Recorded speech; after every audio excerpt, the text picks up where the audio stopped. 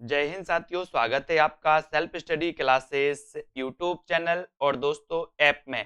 तो जिन भी साथियों ने दोस्तों अभी तक सेल्फ स्टडी क्लासेस का ऐप डाउनलोड नहीं किया है वो प्ले स्टोर में सर्च करें सेल्फ स्टडी क्लासेस ऐप। ठीक है, उसको सर्च करके दोस्तों आप उसको डाउनलोड कर लें।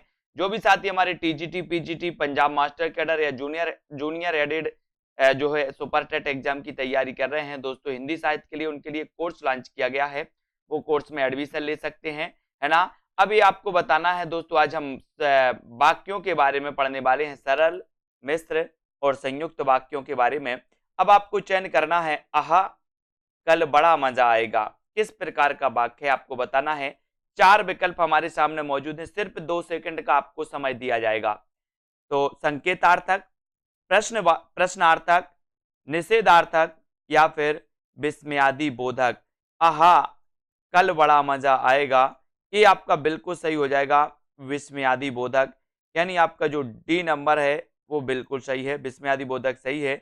जिस वाक्य से विस्मय का भाव प्रकट हो वहां विस्मयादि बोधक होता है। आहा कैसा सुहावना मौसम है ना।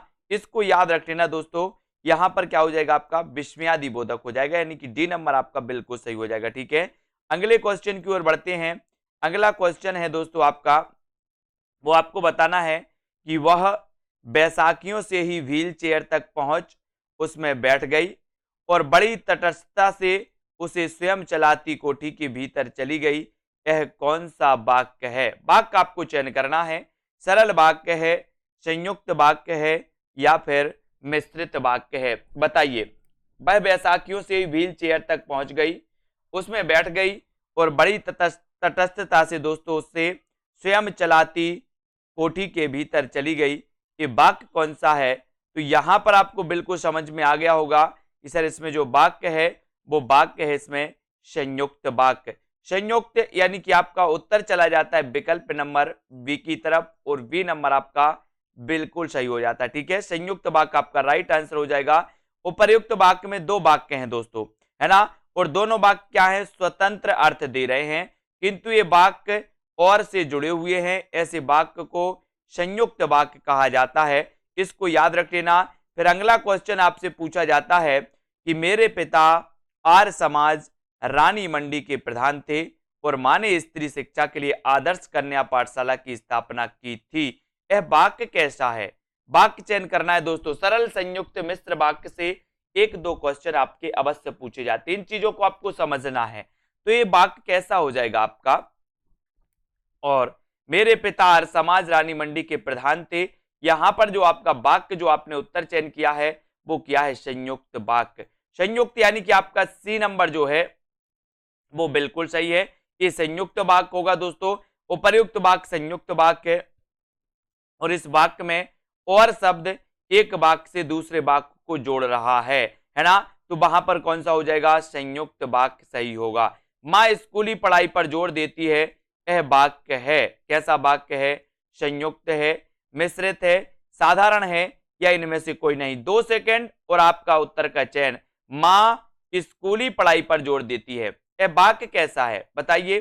4 का आंसर आपको चयन करना है और आपका दोस्तों इनमें से सही जो आंसर हो जाएगा, माँ स्कूली पढ़ाई पर जोर देती है, यानी कि ये जो वाक्य है वो वाक्य है साधारण वाक्य। साधारण वाक्य यानी सी नंबर आपका बिल्कुल सही है, सी राइट आंसर है। माँ स्कूली पढ़ाई पर जोर देती है, यह साधारण वाक्य है, ये आपका बिल्कुल सही हो जाएगा। ठीक है, अगला क्वेश्चन है, जल्दी जल्दी घर लौट आया और 2 रुपए में 1 रुपया 6 आना माँ के हाथ में रख दिए, ये कौन सा वाक्य है? ये वाक्य पूछे जाते हैं दोस्तों, इनके लिए हमें तैयार रहना है। तो आपने बताया कि सर यहां पर फिर से और के द्वारा 2 वाक्यों को जोड़ा गया, यानी कि यहां पर कौन सा वाक्य हो जाएगा, संयुक्त वाक्य, है ना, यानी कि बी नंबर आपका बिल्कुल सही है, वी राइट आंसर हो जाएगा। ठीक है, अगला क्वेश्चन यहां पर देखते हैं दोस्तों कि इस साल इंटरमीडिएट पास किया था, यह वाक्य है, यह वाक्य है कैसा है, साधारण है, मिश्रित है, संयुक्त है या इनमें से कोई नहीं। इस साल इंटरमीडिएट पास किया था, कौन सा वाक्य है बताइए। प्रश्न क्रमांक 7 में इस साल इंटरमीडिएट पास किया था और आपका बिल्कुल सही आंसर हो जाएगा कि ये जो है कैसा वाक्य है, साधारण वाक्य है। कौन सा वाक्य, साधारण और ए नंबर आपका साधारण वाक्य में चला जाता है, एक आपका सही हो जाएगा। साल इंटरमीडिएट पास किया था, यह साधारण वाक्य है। अगला क्वेश्चन है दोस्तों कि प्रश्नवाचक वाक्य किसे कहते हैं, बताइए। जिस प्रश्न का उत्तर दिया जाता है, जिस वाक्य में प्रश्न पूछा जाता है, जिस वाक्य में आश्चर्य होता है, या फिर जिस वाक्य में संदेह होता है, प्रश्नवाचक वाक्य किसे कहते हैं।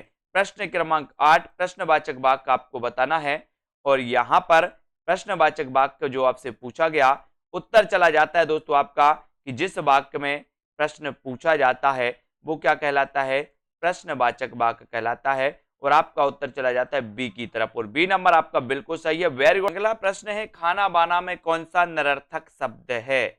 निरर्थक शब्द आपको बताना है दोस्तों, खाना वाना दोनों या फिर इनमें से कोई नहीं। तो खाना वाना में निरर्थक शब्द आपको चयन करना है, और उत्तर चला जाता है वाना। वाना यानी कि आपका जो बी नंबर है, खाना वाना में निरर्थक शब्द बताना, और बी आपका राइट आंसर हो जाएगा। ठीक है, वाना क्या हो जाएगा, निरर्थक शब्द है ना, जिसका कोई अर्थ नहीं निकलता। खाना वाना अपन बोलते हैं ना नॉर्मल भाषा में, खाना वाना, है ना। सार्थक शब्द को पहचानना दोस्तों, कौन सा है सार्थक शब्द, वीना, वाना, वाय या फिर दाना। यानी कि विकल्प प्रश्न क्रमांक आपका 2 है, और 2 में आपका सार्थक शब्द आपको बताना था, और आपने बिल्कुल सही चयन किया है कि सर जो दाना है ये सार्थक शब्द है, और डी नंबर आपका दाना बिल्कुल सही हो जाता है, ये सार्थक शब्द है। ठीक है, अब उत्पत्ति की दृष्टि से शब्दों के रूप बताना है दोस्तों। बताइए, उत्पत्ति के दृष्टि से शब्दों के कितने रूप होते हैं, 2, 3, 4 या फिर 5। उत्पत्ति की दृष्टि से शब्दों के रूप आपको बताना, और रूप बताना तो उत्तर चला जाता है 4। कितने होते हैं, 4। उत्पत्ति की दृष्टि से शब्दों के 4 रूप होते हैं, तद्भव, तत्सम, देशज और विदेशी, ये माने जाते हैं 4। ठीक है, तो आपका सी नंबर बिल्कुल सही है। किसी भाषा के मूल शब्द को क्या कहते हैं, बताइए। किसी भाषा के मूल शब्द को क्या कहा जाता है, या मान के चलो दोस्तों उसे क्या कहा जाता है, जैसे संस्कृत के मूल शब्द हैं, तो उन मूल शब्दों को हम क्या कहेंगे, वो कहेंगे क्या, तत्सम। क्या कहेंगे, तत्सम, यानी कि आपका बी नंबर। ठीक है, किसी भाषा के मूल शब्दों के शब्दों को क्या कहा जाता है दोस्तों, तत्सम, यानी बी नंबर। ठीक है, तत्सम शब्द का चयन करना है दोस्तों आपको। तत्सम शब्द अपन पढ़ते हैं ना कि संस्कृत के जो मूल शब्द हिंदू में प्रयोग हो रहे हैं वो तत्सम कहलाते, जिनका रूप बदल गया वो तद्भव कहलाते। ठीक है, अब तत्सम शब्द का आपको चयन करना, घोटक, घड़ा, घर या फिर घी। तत्सम शब्द का चयन करिए, कौन सा तत्सम शब्द है, और यहां पर आपसे तत्सम शब्द पूछा गया और राइट आंसर आपने चयन किया है कि सर घोटक जो है, ए नंबर जो है वो बिल्कुल सही है। ये क्या हो जाएगा, ये तत्सम शब्द हो जाएगा। ठीक है, अगला क्वेश्चन देखते हैं दोस्तों, तत्सम तद्भव शब्द कहलाते हैं, कौन से कहलाते, बताइए। तद्भव बताना है जो संस्कृत से विकृत होकर हिंदी में आए हैं, या फिर जो सीधे संस्कृत से मिल गए, लिए गए हैं, या फिर जो विदेशी भाषा से लिए गए हों, या जिनकी उत्पत्ति की जानकारी ना हो, तद्भव शब्द कहलाते हैं। कौन कहलाते हैं, उत्तर चला जाता है एक ही तरफ, जो संस्कृत से विकृत होकर हिंदी में आए, यानी कि आपका जो ए नंबर है वो बिल्कुल सही है, तद्भव शब्द कहलाते हैं। ए नंबर आपका बिल्कुल सही आंसर हो जाएगा। ठीक है, बढ़ते हैं दोस्तों अगले क्वेश्चन की ओर। यहां पर अपन देखते हैं अगला क्वेश्चन क्या है, वो देखते हैं। जिन शब्दों की उत्पत्ति के बारे में जानकारी नहीं होती उसे क्या कहते हैं, वो क्या कहलाते हैं, ये बताना है आपको। जिन शब्दों की उत्पत्ति के बारे में जानकारी नहीं होती, वे कहाँ लिए गए हैं, उन्हें क्या कहा जाता है, ये बताना है आपको। जानकारी नहीं होती, ठीक है, तो जिन शब्दों की उत्पत्ति के बारे में जानकारी नहीं होती वो क्या कहलाती है, क्वेश्चन आपसे पूछा गया और आपने बताया कि सर उन्हें कहा जाता है देशज। देशज यानी कि आपका जो बी नंबर है वो बिल्कुल सही है। ठीक है, जिन शब्दों की उत्पत्ति के बारे में जानकारी नहीं होती वो कहलाते हैं देशज शब्द। ऐसा क्वेश्चन कई बार आया है, इसके लिए भी अपन को तैयार रहना। ठीक है, अगला क्वेश्चन है देशज शब्द कौन सा है। ये क्वेश्चन तो कई बार पूछा गया दोस्तों। देशज शब्द कौन सा है बताइए, हाथ, कमल, लोटा या फिर पैर। 4 विकल्प है, देशज शब्द आपको चयन करना है। और बढ़िया प्रश्न है दोस्तों, ये पूछा भी गया है कई बार और आपने बिल्कुल सही आंसर बताया कि सर देशज शब्द की अगर बात करोगे तो उत्तर चला जाएगा लोटा। लोटा यानी सी नंबर आपका राइट आंसर है। ठीक है, सी आपका सही हो जाएगा। अब यहां पर हम देखते हैं विदेशी भाषा से हिंदी भाषा में सर्वाधिक शब्द किस भाषा में आए हैं। विदेशी भाषा से हिंदी भाषा में सर्वाधिक जो शब्द आए हैं वो किससे आए? तुर्की से, अरबी, फारसी या फिर अंग्रेजी से। तो विदेशी भाषा से हिंदी भाषा में सर्वाधिक जो शब्द आए हैं वो किस भाषा से आए हैं? और वो आए हैं सर्वाधिक किससे? फारसी से। फारसी यानी कि आपका सी नंबर बिल्कुल सही हो जाएगा। ठीक है, अगला क्वेश्चन है दोस्तों, आराम शब्द किस विदेशी भाषा से आया है? आराम यानी कि आपको बताना है कि आराम किस भाषा का शब्द है। अपन पढ़ते ना तत्सम तद्भव, है ना, देशज और विदेशी। ठीक है, तो अब विदेशी में बताना है आपको आराम शब्द किस विदेशी भाषा से आया हुआ है? तुर्की से, अंग्रेजी से, अरबी से या फिर फारसी से। तो आराम शब्द जो आया है दोस्तों ये आया है फारसी। फारसी यानी कि आपका उत्तर क्या चला जाता है? डी की तरफ। ठीक है, बहुत बढ़िया। रचना के अनुसार आपको बताने, क्वेश्चन कई बार आया दोस्तों, रचना के अनुसार शब्द के कितने भेद होते हैं? और मैंने इसको कई बार आपको बताया भी है कि रचना में कितने वर्ण आते हैं? 3, 1, 2 और 3। तो रचना में 3 वर्ण आते हैं। तो रचना के अनुसार जो शब्द रूप होते हैं वो कितने होते हैं शब्द, है ना, वो होते 3 प्रकार के। ठीक है, रचना के आधार पर 3, यानी कि बी नंबर आपका बिल्कुल सही हो जाएगा। ठीक है, इसको याद रख लेना। वो कौन कौन से होते हैं दोस्तों? रूढ़, यौगिक और योग रूढ़। ठीक है, और रचना के आधार पर वाक्य भी 3 प्रकार के होते हैं। कौन कौन से दोस्तों? मिश्र वाक्य, संयुक्त वाक्य और सरल वाक्य। इनको याद रख लेना। ठीक है, रूढ़ शब्द, यौगिक और योग रूढ़ आपको पता है। अब आपको बताना रूढ़ शब्द का चयन करना है। रूढ़ शब्द कौन सा है? रूढ़ शब्द आपको पता है दोस्तों कि जिनके सार्थक क्या नहीं किए जाते? टुकड़े नहीं किए जाते। जैसे अपन पानी की बात करें तो पानी के टुकड़े पा और नी, और दोस्तों इनका क्या नहीं निकलता? सार्थक अर्थ नहीं निकलता, है ना। तो याद रख लेना, रूढ़ शब्द का चयन करना है और उत्तर हो जाता है आपका सूल, है ना। सूल के जो दोस्तों सार्थक टुकड़े नहीं होते, यानी कि आपका जो सी नंबर है वो बिल्कुल सही है। रूढ़ शब्द क्या हो जाएगा दोस्तों? एक कौन हो जाएगा? सूल हो जाएगा। सी नंबर आपका बिल्कुल सही हो जाएगा। ठीक है, अब दोस्तों अगले क्वेश्चन की ओर हम यहां पर आएंगे। अगला क्वेश्चन बताना है कि महादेव कौन सा शब्द है? महादेव कौन सा शब्द है? यौगिक है, योग रूढ़ है, तत्सम है या फिर रूढ़ है? बताइए। महा और देव, तो महा भी एक शब्द है, सार्थक शब्द है दोस्तों, देव भी एक सार्थक शब्द है, यानी कि जिसका कोई ना कोई अर्थ निकल रहा है। ठीक है, तो यहां पर क्या हो जाएगा? ये यौगिक हो जाएगा। यौगिक यानी कि 1 नंबर आपका बिल्कुल सही हो जाएगा। ठीक है, ए नंबर। महादेव यौगिक शब्द है। यह 2 शब्दों महा और देव से मिलकर बना है, जिससे अलग अलग क्या है? सार्थक खंड है ना। महा का भी अर्थ है और देव का भी अर्थ है। ठीक है, अंबुज किस शब्द रूप का प्रकार है? अंबुज बताना है किस शब्द रूप का प्रकार है? योग रूढ़, यौगिक, तद्भव या फिर तत्सम? अंबुज बताना है दोस्तों। और अंबुज में यहां पर अपन ने पढ़े रूढ़, यौगिक और योग रूढ़। तो अंबुज जो हो जाएगा वो हो जाएगा योग रूढ़, यानी कि आपका ए नंबर। अंबुज योग रूढ़ शब्द है। अंबुधन जा अर्थात पानी में जन्म लेने वाला अपने समान अर्थ को छोड़कर विशेष अर्थ प्रकट कर रहा है, यानी कि इसमें बहुब्रीहि समास होगा। और दोस्तों जितने भी बहुब्रीहि समास के उदाहरण होते हैं वो सभी क्या होते हैं? योग रूढ़ होते हैं। ठीक है, घुड़दौड़ में कौन सा शब्द रूप का प्रकार है? घुड़दौड़ बताइए।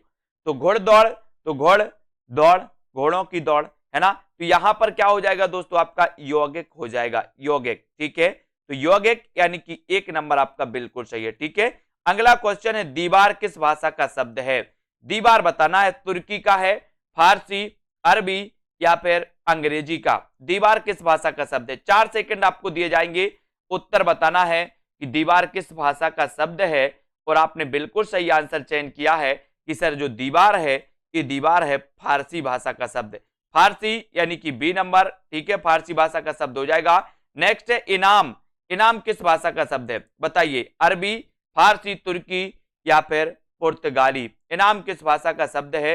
ये आपको चयन करना है। 17 का उत्तर बताना है। और इनाम आपसे पूछा गया तो राइट आंसर चला जाएगा अरबी भाषा का शब्द है। और ये आपका बिल्कुल सही है। इनाम किस भाषा का शब्द है? अरबी। ठीक है, आल्पिन शब्द है तुर्की, अंग्रेजी, पुर्तगाली या फिर फारसी? 2 सेकंड है आपके पास। आल्पिन शब्द है तो किस भाषा का शब्द है? और आपने चयन किया है कि सर आल्पिन की अगर बात करोगे तो ये जो आल्पिन है ये पुर्तगाली है। आल्पिन क्या है? पुर्तगाली। यहां से क्वेश्चन पूछे जाते हैं दोस्तों। सुराग किस भाषा का शब्द है? सुराग के बारे में बताइए।